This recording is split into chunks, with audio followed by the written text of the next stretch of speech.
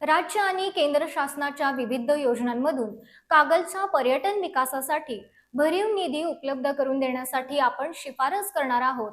मंत्री हसन मुश्रीफ यांच्या दूरदृष्टीच्या नेतृत्वामुळे विकास कसा साधता येतो याचा अनुभव कागल तालुका घेत आहे।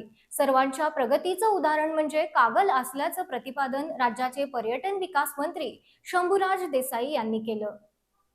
मंत्री हसन मुश्रीफ यांच्या दूरदृष्टी नेतृत्वामुळे विकास कसा साधता येतो याचा अनुभव कागल तालुका घेत आहे। कागल इथल्या नूतन एसटी बस स्थानक आणि पाझर तलाव इथल्या कासव धबधब्याचं लोकार्पण तसंच शाहूनगर वसाहतीतील हॉल बांधकामाच्या प्रारंभी प्रसंगी ते बोलत होते। मंत्री देसाई यांच्या हस्ते बस स्थानकाचं लोकार्पण झालं। कागलमध्ये सुमारे 200 एकर फॉरेस्टची जमीन असून ती पालिकेच्या ताब्यात आहे। लक्ष्मी टेकडी आणि 2 तलाव हे कागलचे वैभव असून निसर्गानं दिलेलं वरदान आहे, असं मंत्री मुश्रीफ म्हणाले। तालुक्यातील सर्व नेत्यांमध्ये समन्वय ठेवण्याचं काम सुरू आहे।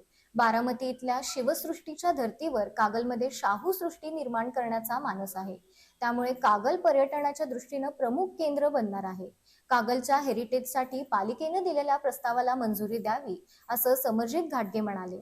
यावेळी माजी आमदार संजय घाटगे, जिल्हा बँकेचे संचालक भैया माने, नगराध्यक्ष सविता माने, युवा नेते वीरेंद्र मंडलिक, जिल्हा वाहतूक नियंत्रण अधिकारी वृषाली भोसले, प्रवीण काळपकर आदींची भाषणं झाली।